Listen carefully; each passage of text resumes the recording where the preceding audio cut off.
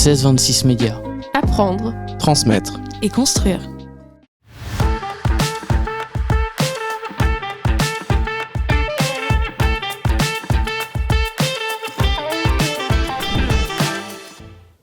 Alors bonjour à tous.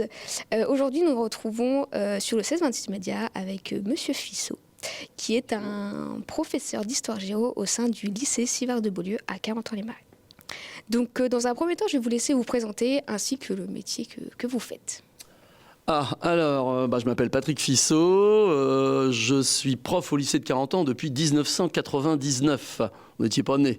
Je suis prof d'histoire géo, j'ai commencé ma carrière au milieu des années 90.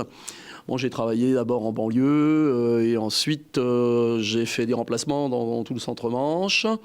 Et un jour, on m'a dit, tiens, il y a un poste au lycée de Carentan, c'est un remplacement pour une année, mais tu verras, c'est un lycée sympa. Je connaissais pas plus la ville que ça, si ce n'est historiquement, évidemment. Et j'ai dit, ouais, tiens, pourquoi pas. Et puis finalement, je suis resté. Donc globalement, ça fait un peu plus de 25 ans que j'ennuie les Carentanais avec l'histoire et la géographie. D'accord. Et donc, quel a été votre parcours scolaire pour en arriver là ? J'ai fait mes études au lycée de Coutances, des études tout à fait traditionnelles, plutôt dans une filière littéraire, moi, au départ. C'est-à-dire que je ne suis pas scientifique. On nous explique partout que si on n'est pas scientifique, on ne peut pas réussir sa vie. Si, on peut. On peut faire des tas de choses, contrairement à ce qui se dit. Mais c'est vrai qu'être scientifique peut être utile aussi. Et ensuite, je suis parti à l'université de Caen. J'ai un bac plus 5, je crois, un truc comme ça. Oui, ça doit être ça. Et j'ai donc passé les concours qu'on appelle le CAPES pour être prof. Et puis, voilà. Alors, pourquoi avoir voulu devenir professeur ? Est-ce que c'est une passion depuis toujours ou plus un choix par défaut ? Oui, non, c'est pas un choix par défaut. C'est une passion. C'est l'intérêt pour l'histoire et la géographie. Surtout l'histoire pour ceux qui me connaissent. Je pense que quand on fait des études d'histoire... il y a plusieurs parcours possibles, inévitablement. Ça peut mener vers les concours administratifs, le journalisme.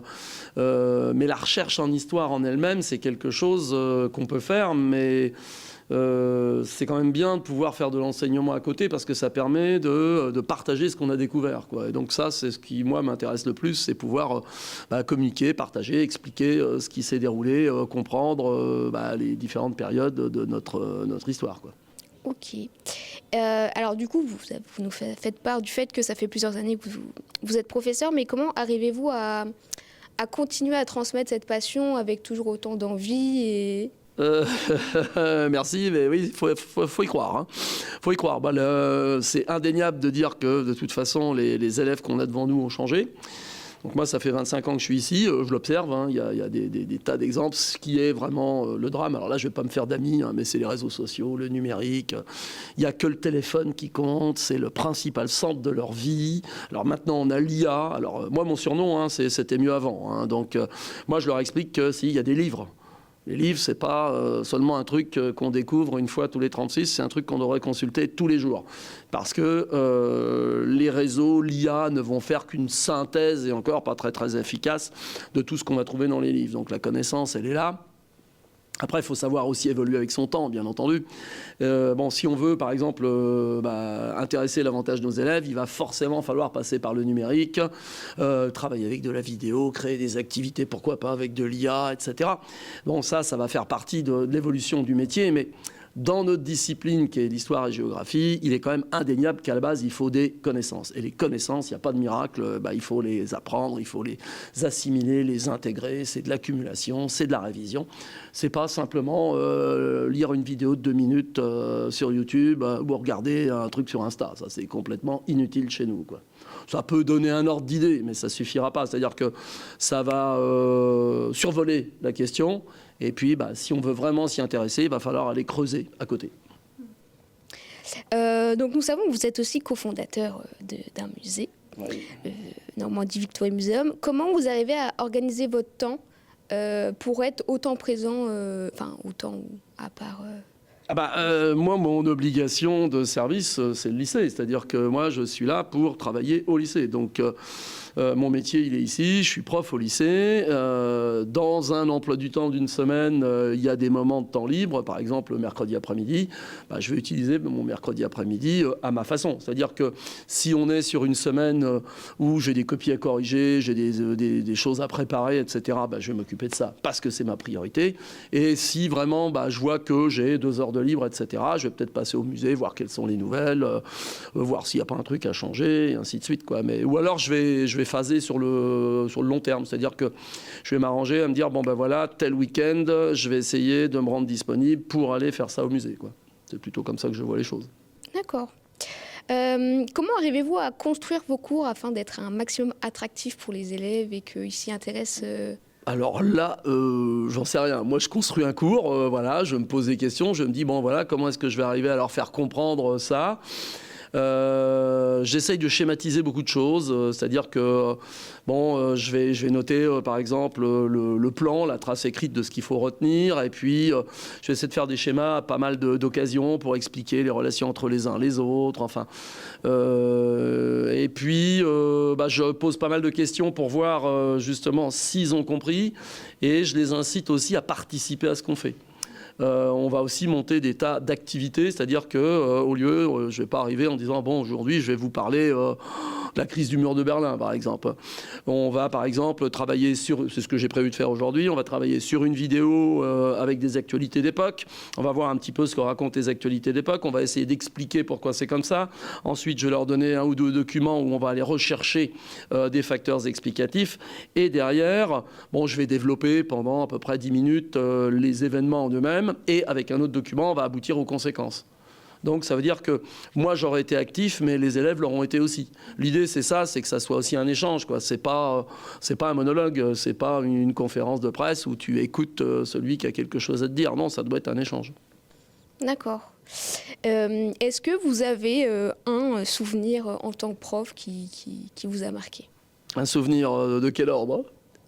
Scolaire ou quelque chose que vous avez pu faire avec des élèves Si, ouais, on fait des tas de projets au lycée, donc oui, moi ce qui me motive, je dirais presque le plus, c'est ça, c'est d'arriver à monter des projets en dehors.